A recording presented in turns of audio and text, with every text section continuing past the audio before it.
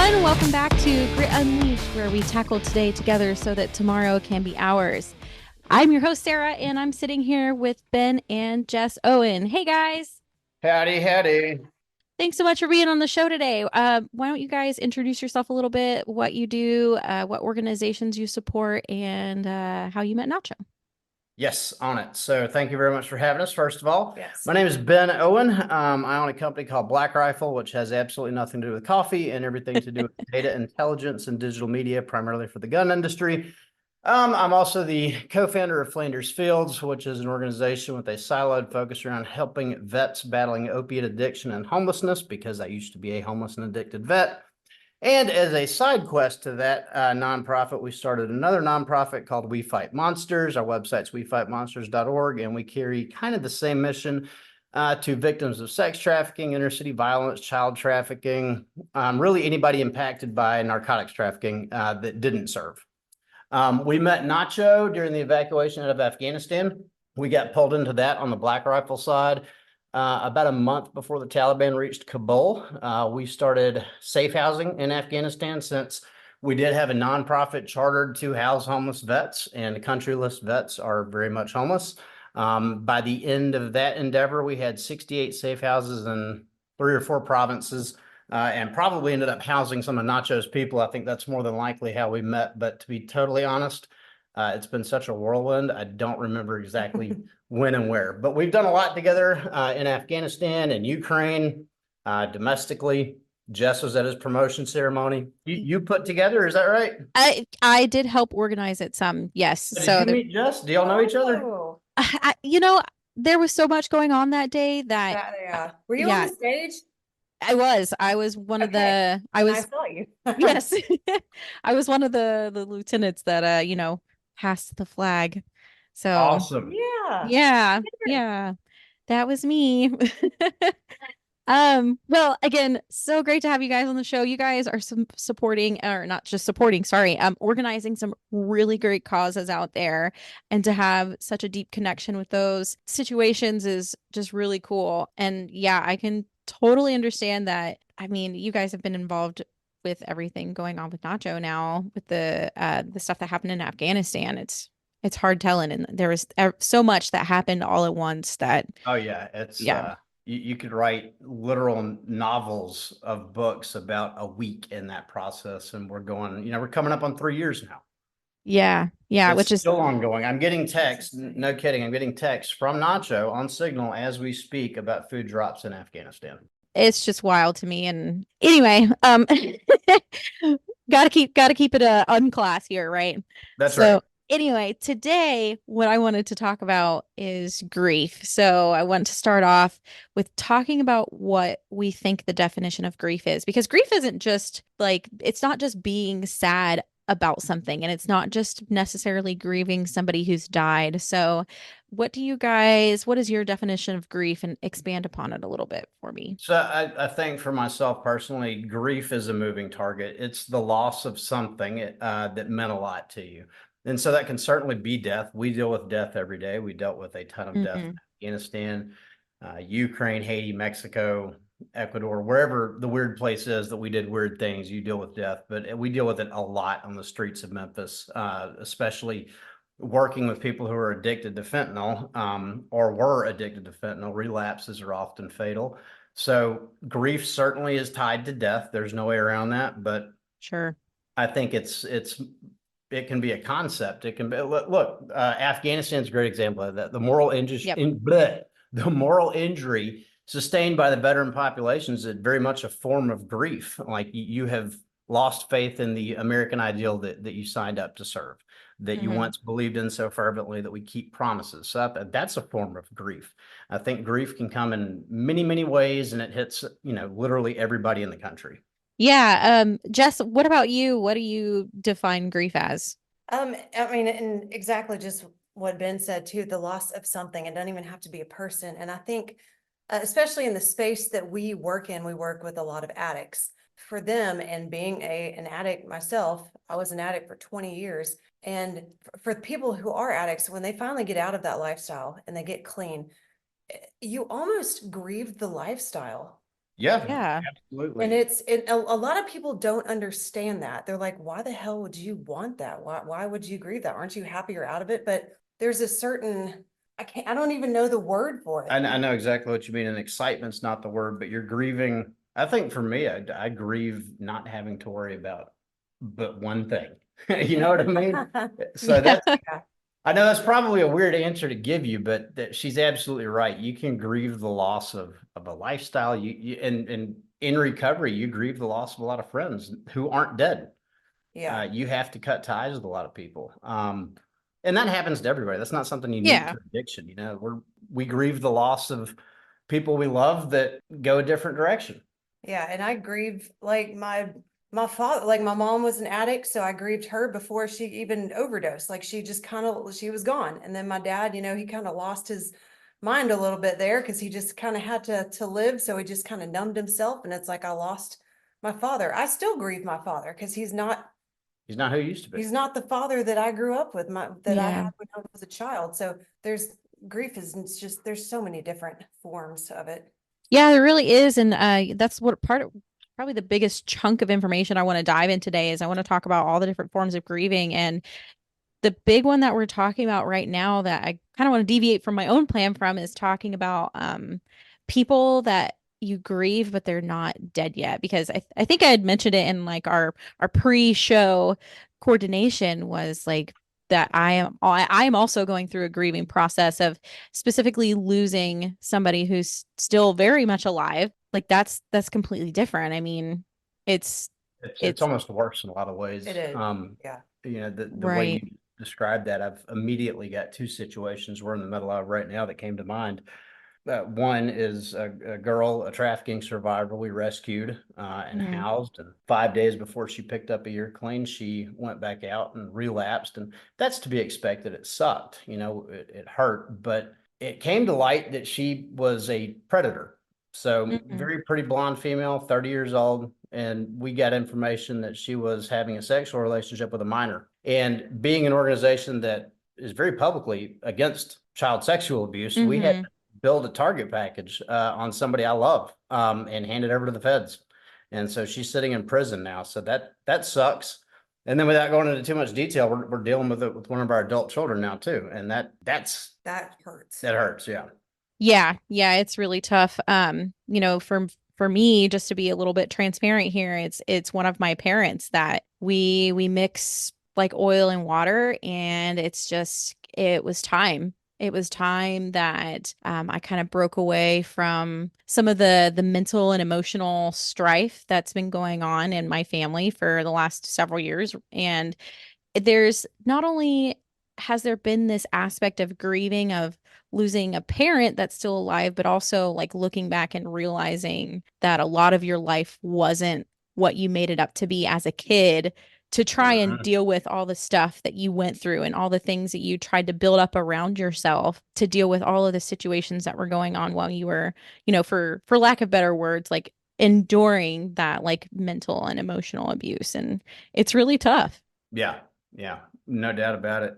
And I certainly don't think grief has to be something that is imposed upon us. It can be something that occurs as a result of a decision we had to make, just like the one you're going through right now. My parents grieved me when I was out there on the Hmm. streets. They had to, out of on their own self-preservation, not cut ties, but well, yeah, they did eventually cut ties, and they definitely loved me from a distance. And Yeah. that's probably one of the hardest things you could ever have to do as a parent. And I imagine as a child too, to look at your situation, it's tough to have to choose to cut somebody you love out of your life or put guardrails up on them. You can definitely grieve the ideal of that relationship that you thought you had growing up.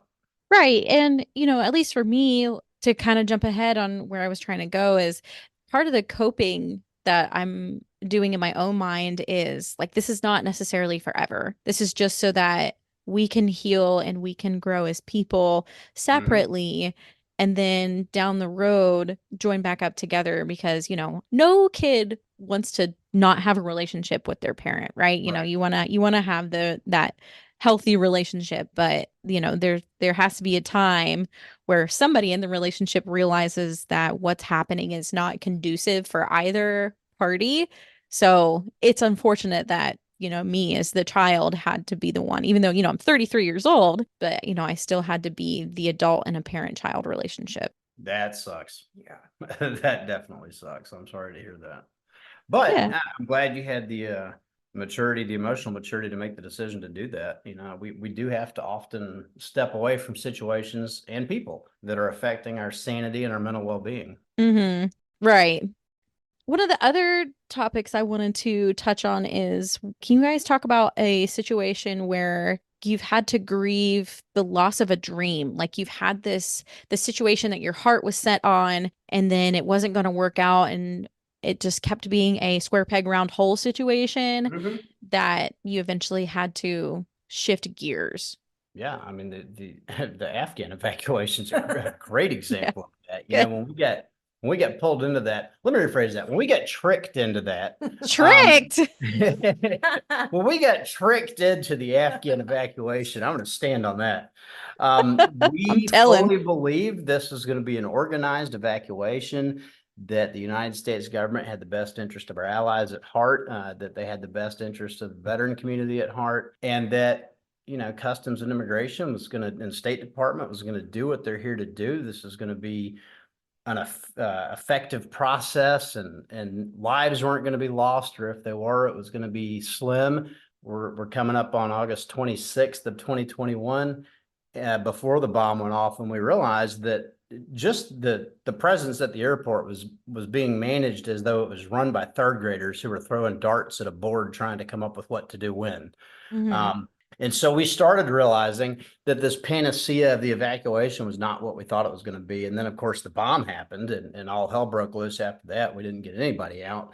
And then we tried to sell ourselves this new vision that, well, we're going to figure it out. State Department's going to come through. Capitol Hill's going to do what they got to do.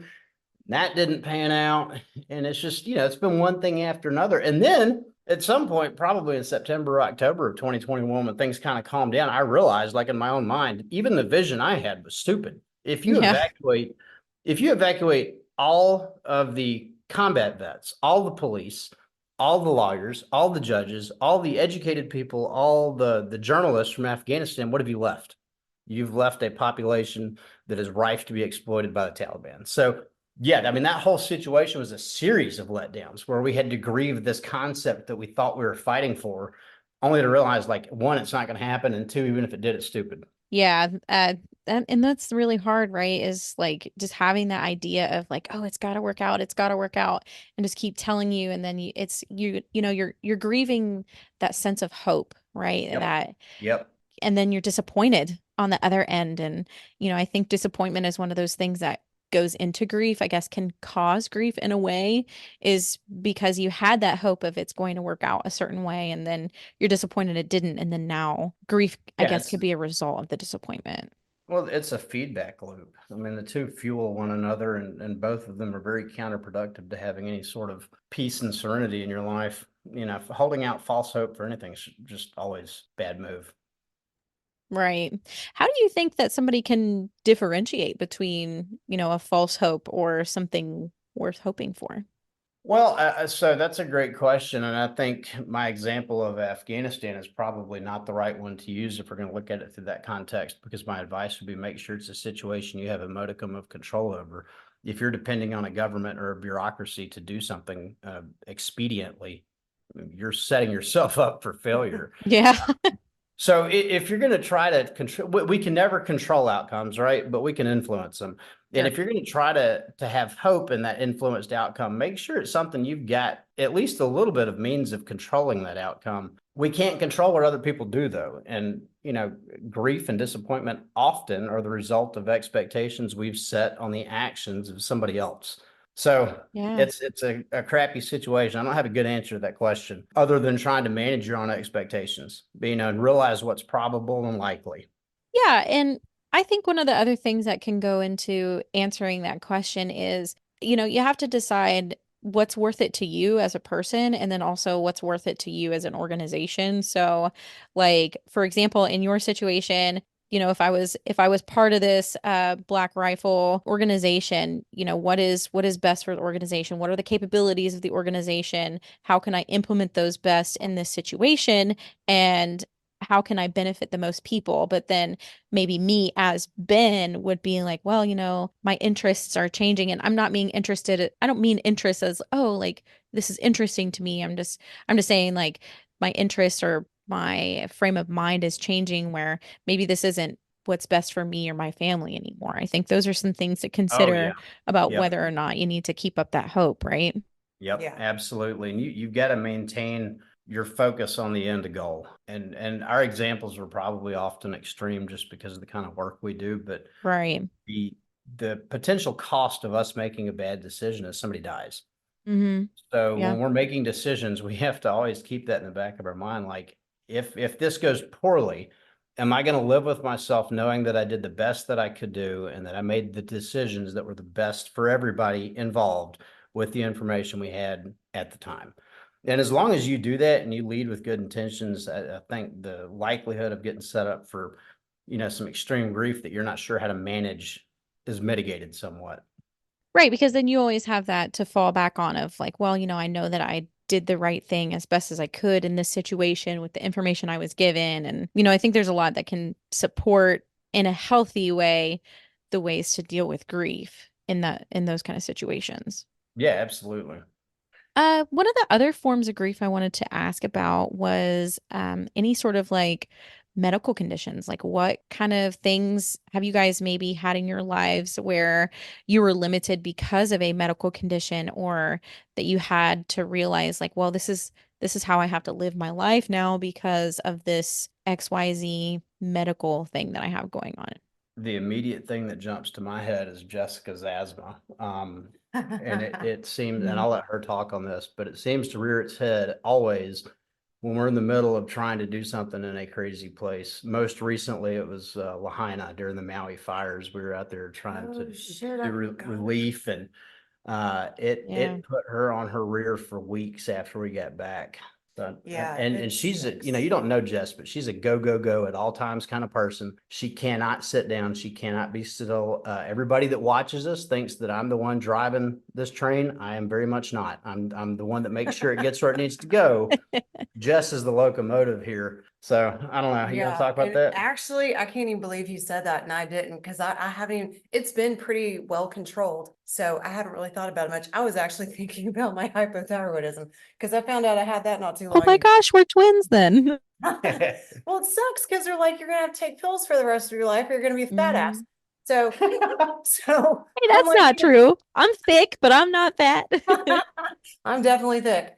But and I kind of grieved that for a little bit when I found that out. And I was like, damn, dude, like Yeah. I'm just falling apart now. And I'm kind of grieving myself because I'm getting older and I'm like, I'm feeling certain things that I shouldn't be feeling, like I've got aches on places and there's just a lot that I'm just kind of grieving, feeling healthy all the time. And like he said, dude, I am go, go, go, go, go. Like I do not sit down. Like when I got with Ben, I had one child. Ben had five, and then we had two more. So we Full have like house. 8 kids. Yeah, we run 4 halfway houses. We have 2 nonprofits. We got like 4 other businesses.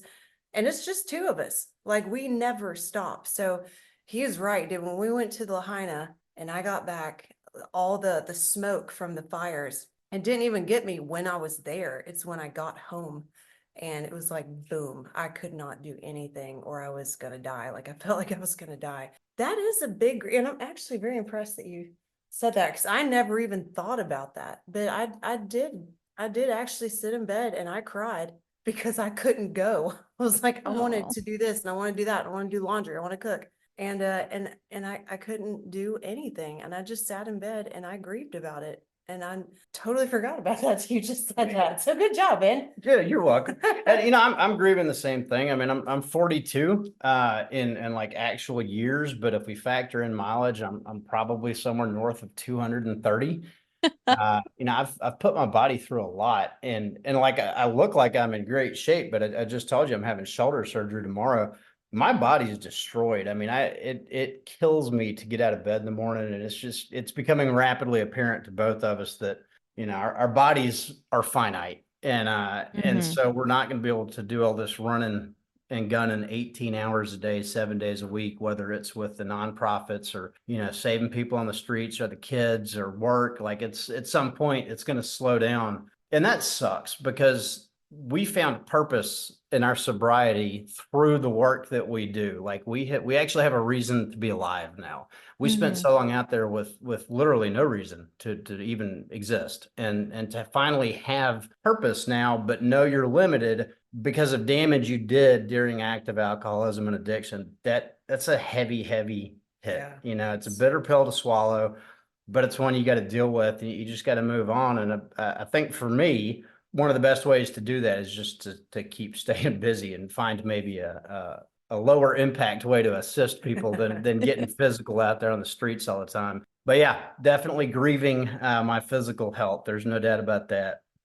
Yeah. And, Jess, you mentioned the hypothyroid thing. One of the thyroid doctors that I follow on Instagram, or she had mentioned that it's important for us to grieve any condition that we've been diagnosed with. And so I was actually diagnosed whenever I was 16. So I've been dealing with it since for the last 17 years. And I realized I never gave myself the chance to grieve. So it was like kind of within the last year or so that I finally took the time to grieve that, well, I am going to have to take this pill for the rest of my life. And, I may have like extra dry skin sometimes, or I may have like some brain fog that, is induced by eating too much dairy or something. Like, there's The like, brain fog is horrible. It's so oh, bad. That's so why bad. Ben talks most of the time. I can't make words anymore. Yes, yes. And you guys have probably already heard it too, since I'm like, have been talking. It's kind of, I'll slow down because I'm like thinking, and then I'm like, oh yeah, wait, this is what I wanted to say. I do the same thing. Yes. Yeah, so we're not alone. We're together in this. But definitely the grieving for a medical condition is something, it's real. And I don't think people talk about it enough, right? Like, people, they're just like, oh yeah, here's this thing, here's some pills, go on, live your life. But it's like, Yeah, that's true. yeah, it's like, well, wait a minute. No, like, I now have this chronic disease, that I'm going to have to take, an inhaler or whatever it is that you take for your asthma, or, for your thyroid, or, for joints or whatever it might be. Like, in one way or another, whether you're eating really healthy, taking a supplement, or taking a medication by a doctor, like, there's something that you're going to have to do to mitigate those. And not only are you grieving the way that your body was before, but now you have to implement this new process in your life. There's a lot of stuff. Yeah, and thank you for bringing that up, because I push stuff in the back of my mind so I don't have to deal with it, so I can just keep going. Yeah. I don't like to be slowed down. So, and grieving slows you down because you have to think about things, and I don't. And I've been taught as a child to not think, you just go. And I probably do need to just sit down and actually think about this some and grieve about it. But you're right. Yeah. Nobody says that. Nobody thinks that. There's like, here's your pills, have fun for the rest of your life taking them. And I've actually never really thought about grieving about that. Like, I just kept, but yeah, it sucks. It sucks. And I hate when I get the brain fog. And then like, sometimes I'll be ready to do a podcast, and then right before the podcast, I'll be like, shh, I have no words, Ben, you have to talk. Yeah, that's pretty much every time. You're doing great today, though. But, it's funny this gets brought up right now because we're actually on a podcast talking about grief. And one of, I think, the most effective ways to deal with it is to talk about it. Like, you don't have to. Yeah. This might ruffle some feathers, but you don't have to have a doctor, clinician, or an alphabet behind your name to help somebody deal with grief. It's just like, you don't have to be a vet to help a vet. You don't have to have been homeless to help a homeless person. Just listening to somebody dealing with the grief is a big deal. And for the people who are going through it, just talking about it does a lot. Yeah. I guarantee you, whether she realizes it or not, just saying that out loud did something good for Jess's soul. It did. And, we've been writing a book for like a year and a half now. There's a lot, and we have very little free time. So that's why it's taking so long. But Jess reliving that childhood trauma that she never, ever dealt with it's been hard, and it's been very hard to watch, but she's processing stuff that never got addressed when she was a kid. Like she said, she was raised to bottle everything up and shove it down. She's half Japanese. Her dad, the Japanese one, there's no emotion, right? They don't do that. They don't talk about feelings, and there's none of that, comforting affection. So writing, talking, finding somebody like a support group where somebody's been through something similar.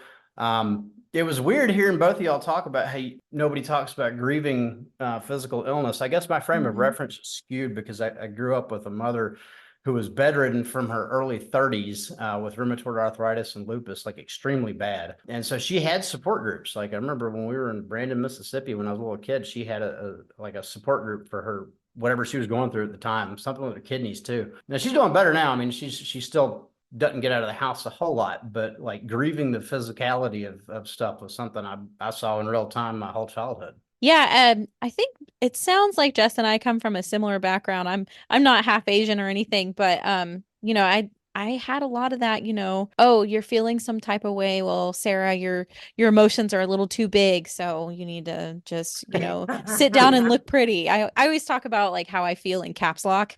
So like it's like, oh, like everything I feel is too big and it's too loud and it's too annoying or whatever. So like just sit down and look pretty, make sure you cross your ankles. And I'm just like, oh gosh, like yeah, there's certainly a balance we need to find as a society with our kids. It seems like every generation this flip-flops. Either it's like you just described, or like I see a lot of parents today doing, where every feeling a child has needs to be validated. And it's all like, right. there's a medium there. Like not everything needs to get validated, but certainly very few things need to be squashed. I mean, that's unless it's just coming out of left field, and then it's you still don't squash it. You definitely don't tell a little girl to just sit down and cross your legs. Like I hate that. Hurts my heart to hear that. Yeah, it's different generations, and I totally agree that not every feeling needs to be addressed, because then we would be just addressing feelings all day, all the time, and we don't all have time to sit around a campfire and sing Kumbaya together, right? Like we've got to move on, and We got to get things done. right. And people just need to learn how to deal with their own feelings. But like you said, it can't be the other extreme of just like squash it down, bottle it up, sit down and look pretty, right? Well, that's how we end up with serial killers. Well, also, Yeah. but we're in a society where everybody's just playing this victim role, dude. And I think it's because everybody's so into their feelings. And especially with us in in the addiction field, we have this saying, victims don't recover, and they don't. And there's a lot of people that are just, even if it's not addiction, they're hurting or they're struggling with something. And as long as you're playing that victim card, you're never going to go forward in life. Right. It's not even playing the victim. Well, I mean, certainly playing the victim card, you're never going anywhere. But I think is what we've seen, and we've dealt with women in particular who have had just some horrific trauma throughout the entirety of their lives. The ones who identify first and foremost as a victim typically have far less optimistic outcomes than the ones who identify as, I'm a survivor, I'm an overcomer. Yeah, that happened to me, but it doesn't define me, and here's what I'm doing now. So you've got to have that element of action behind it. And I think far too many people overcomplicate the healing process, whether you're talking grief, recovery, and by recovery, for people that don't know what I mean, I'm talking addiction and alcoholism. People overcomplicate this stuff. Like it's really simple. It's not easy, but it's simple. You talk to somebody, you find somebody who can relate to you, you start searching out solutions, and you start telling yourself, I'm going to find a way to get better. And as you do that, your brain, Jess showed me something last night, is pre-programmed to start looking for things to give you confirmation bias about that. And it's very true. Like I've seen this play out in my own life 1,000 times. If I sit there and I tell myself the world is crap every day when I get up, my brain's going to find everything it can identify around me to reaffirm that my world is crap. Now, if I do the converse and I get out of bed and say, I'm going to do something to make today better than yesterday, my brain's going to do the converse, and it's going to look for things that are better than yesterday. And I think when we're healing or when we're recovering, when we're overcoming anything that sucked, the more positive self-talk we can do, the easier it's going to be to get through it. That's the mental aspect. I think there's a very tactile physical aspect that should get talked about more too. Get physically active, get into the gym. Find a way you can get hands-on helping somebody else who's going through exactly what you're going through. Even if you just started going through it, you may not have the solution. You may not have any ideas, but if you can start spending time fellowshipping with somebody else who's going through it, you're probably going to find some solutions together. Now, the caveat there is like, if you're out there smoking crack and you go find somebody else who's smoking crack and y'all decide you're going to stop together, that's probably not going to end well. That I'm speaking from experience, because that's what me and Jess did. But, over time, if you make a decision to fix whatever it is you're going through from a grief aspect, if you find other people and you find a support group to help with that, it makes a big difference. It sure does. And one of the things that came to mind while you're saying that about waking up and being positive, and he's gonna get a kick out of this, and I'm gonna give him a little shout out here. But I work with a guy named Elliot who every day he always says, it's a great day to be at insert Air Force Base here.